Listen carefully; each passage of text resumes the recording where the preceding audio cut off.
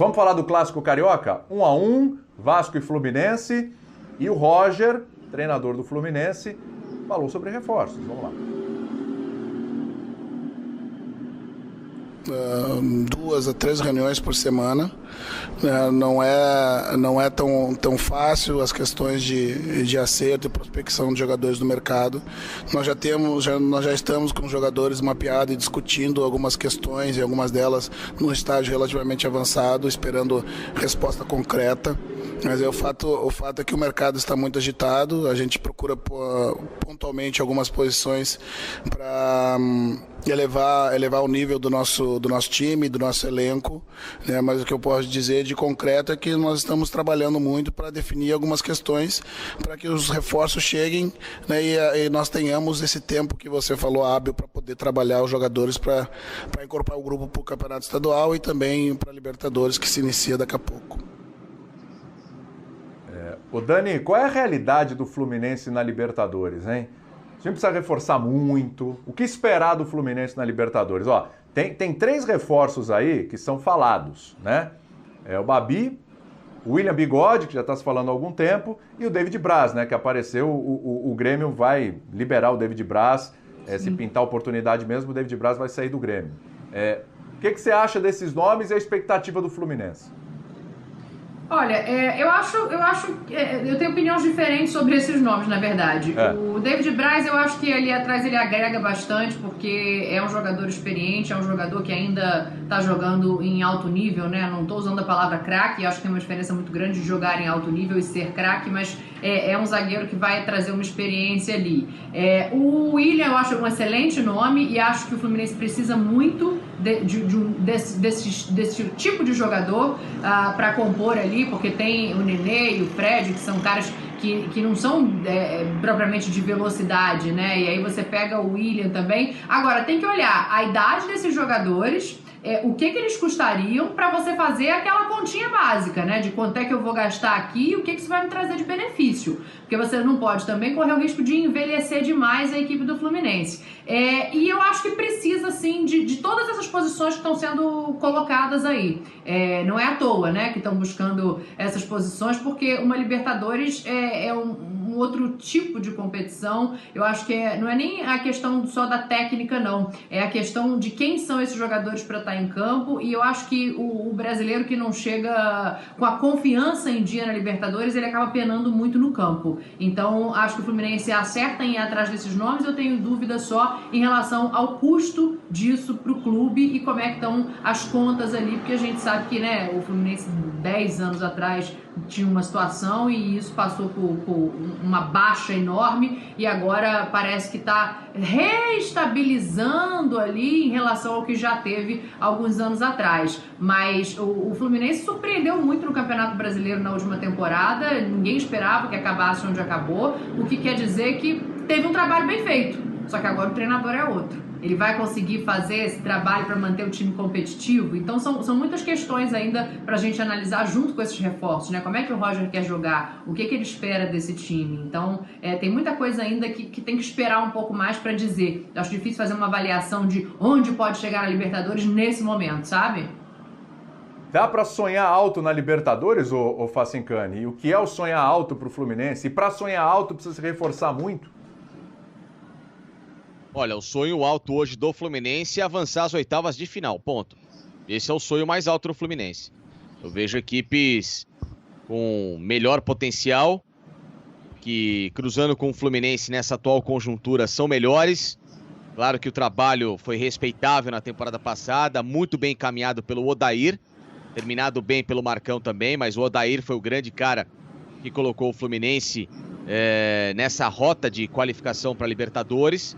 Agora, o Roger é um técnico em alguns momentos conhecido por muita teoria e pouca prática. Fala muito bonito, sim, mas a execução é sem resultado. Então, essa é a minha grande preocupação. O que o Roger mudou do trabalho dele nos últimos anos, de Grêmio, de Palmeiras, de Atlético Mineiro, de Bahia, para esse time do Fluminense? Eu não vi nada muito significativo naquilo que ele fez em campo. Então, talvez essa seja a minha preocupação. O Fluminense vai ser um time que vai conduzir mais posse de bola toda vez em que o Roger trabalhou, como foi nesses times que eu citei, ou vai ser um time muito mais direto e reto, com muito mais flerte à velocidade, com muito mais flerte ao dinamismo. E para você ter um time mais veloz, você precisa ter um time mais jovem, que não dependa tanto dessa posse de bola que hoje é caracterizada por esses jogadores mais experientes. E para jogar Libertadores, você não pode ser um time tão travado. Você tem que ser um time como já se foi colocado em prática recentemente, com mais recursos, como o Flamengo venceu, como o Palmeiras conseguiu vencer na base da velocidade, como o River Plate venceu, o Atlético Nacional e tantas outras equipes recentes. Essa é a minha preocupação. Não vejo o Fluminense nesse nível ainda. Mas dependendo do cruzamento, hein, Sormani? Nosso Tuca Veiga, produtor aqui do nosso Bate-Bola Debate, ele mandou uma pergunta aqui. Porque você sabe que além dos fãs de esporte, os nossos produtores, o pessoal aqui, eles participam aqui no grupo, né? E aí ele levantou uma questão aqui interessante, Sormani. Vai que o Fluminense pegue um Delfim, um Libertad, equipes que o Palmeiras, por exemplo, pegou, né? Exatamente. E aí, não dá para sonhar mais alto? Claro, vai depender muito do grupo do Fluminense, vai depender muito de quem ele vai pegar na primeira fase de oitavas, depois embala, foi o que aconteceu com o Santos, embala e pode chegar longe. Esse campeonato não é um campeonato de pontos corridos, não é um campeonato de regularidade. Qual o objetivo do Fluminense?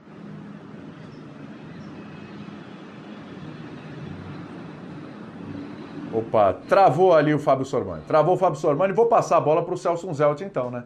Porque assim, Celso, pensando nesses cruzamentos, vamos até imaginar, o Fluminense, em qual patamar que ele está nessa Libertadores? Porque você tem lá o patamar do Flamengo, do Palmeiras, do Grêmio, do Atlético, do River Plate, enfim. E ele está logo abaixo desses? Dá jogo com outras equipes como Libertad, como Delfim com certeza, né? Mas como Libertad, como outras equipes de tradição também, mas que estão ali também, não tem grandes investimentos e não jogam aquele futebol vistoso? Sem olhar grupo. A questão é chegar às oitavas. Sim. Chegando às oitavas, bola por bola hoje, o Fluminense encara até o Boca, que não está jogando nada. Porque a gente sabe que a Libertadores não é assim, né? A Libertadores, principalmente em fase de mata-mata, zera tudo. Então um clube... O Santos deitou pra cima do Boca, né? O Santos deitou. O Santos meteu um 3-0 lá, atropelou. E mesmo contra o Grêmio, o Santos passa com uma facilidade muito maior do que a gente imaginava. Sim. Toda a Libertadores tem isso. Então quando você se planeja, você não tem que ficar contando com isso. Um caminho fácil e caminho difícil. Você tem que pensar em si. E pensando em si, eu gosto muito desses nomes do Fluminense. Eu acho que são nomes pontuais. Alguns como o William Bigode, então, sinceramente, eu nem imagino. Eu acho que a essa altura da carreira não é negócio pro William Bigode sair de onde ele está, né, para tomar chuva. Que no Fluminense ele vai sair para tomar chuva.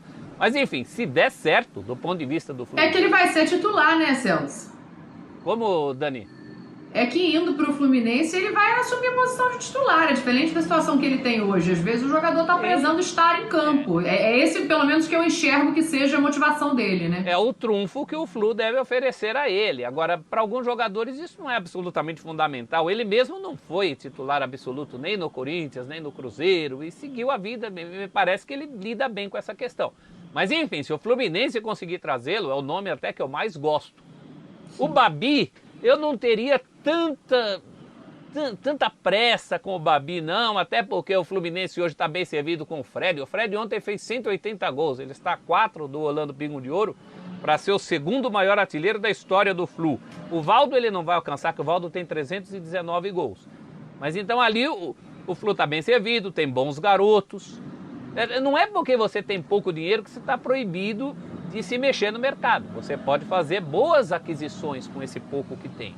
Esses 3 nomes são muito bons, muito pontuais para o Fluminense de hoje. Com esses nomes e um pouco de sorte, o Fluminense pode, eu não sei se em termos de colocação final, mas em termos de surpresa, por que não tentar repetir o que fez o Santos? Tem características parecidas, tem uma moçada boa, gosto do Roger como técnico, sou daqueles que ainda esperam o desabrochar das ideias dele, né? Que elas na hora também, né? Concretizem na prática. Está na hora. Acho que é um momento em que o Fluminense é um clube importante para o Roger, clube de tradição, um clube que está na Libertadores, o Roger saberá aproveitar isso. Então eu acho que o estágio atual é esse. Sem ver os grupos, eu aposto em oitavas de final. Quando a gente tiver um caminho, pode até se discutir. Caminho e reforços, né? Se tiver esses reforços pontuais, a coisa melhora bastante, sim.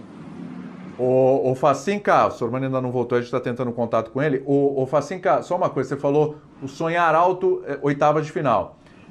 Exatamente, é passando da fase de grupos, oitavas de final. Mas assim, o Facinca, esse sonhar alto é com o time que tem hoje ou considerando reforços? O teu sonhar alto de oitavas de final é com reforços ou sem reforços?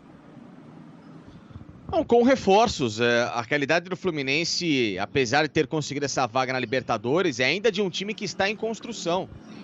É um time que, pelas peças que tem à disposição, a qualidade técnica, ela é inferior a outras equipes aqui da América do Sul, que já estão mais formadas ou têm mais potencial. Por mais que o Fluminense aqui na realidade Brasil jogue um futebol que lhe deu, pelo menos em termos de resultado, a chance de participar da Libertadores, a prática nessa competição é diferente. É um time muito inexperiente para esse torneio. Tudo bem que tem o exemplo do Santos no ano passado, mas o Santos tinha o Marinho, o Santos tinha o Soteldo, o Santos tinha o Pituca, o Santos tinha o Veríssimo, o Santos tinha alguns jogadores que o Fluminense não tem, além do técnico, que é muito melhor. O Cuca é muito mais técnico que o Roger. Então, coloque isso no papel, faz diferença. O Nenê e o Fred são jogadores experientes? Claro que sim, são bons jogadores, foram muito bons jogadores. Hoje, para a realidade do Fluminense, ótimo. Mas não sei se para um jogo de intensidade tão alta, de 90 Ganso minutos... ainda, hein? Não, o Ganso, desculpa, né? O Ganso, tem mesmo. aí... Tem mesmo. Aí é muita generosidade, né? Tem mesmo? Tem o Ganso, sim. Se tem o Nenê e o Fred, tem o Ganso também. Mas o Nenê e o tem Fred... essa comparação, não. E aí que eu ia chegar, exatamente, Dani. Não tem, não. Não Os dá, dois têm né? mais idade, já tem Ganso. mais estrada, tem mais experiência, mas também tem muito mais vontade de jogar bola. Claro. Então, a sensação que dá é que... Por isso que eu nem cito. Porque pra mim é quase que carta fora do baralho em questão decisiva de Pô, chegou no dia que eu vou ter que concordar com o Facincani, hein? de vontade. Não, mas é verdade. Não, mas o Ganso não dá pra discordar. Isso sim é esquisito. Mas o Isso William, sim é bem esquisito. então, o que eu coloco no Fluminense é um fecha aí. time ainda que carece de peças talvez mais pesadas, mas não pesadas só no currículo. Pesadas que, nesse momento, possam fazer muita diferença para conquistar uma Libertadores ou um voo muito mais alto. Eu acho que o primeiro passo para o Fluminense é fazer o que fez ano passado. Pés no chão, jogo a jogo, conquistou uma vaga na Libertadores, já está na fase de grupos, agora jogo a jogo para avançar às oitavas de final e gradativamente sentindo o tamanho da equipe. Mas por enquanto, se eu apostasse hoje a ficha, eu aposto no Fluminense nas oitavas de final.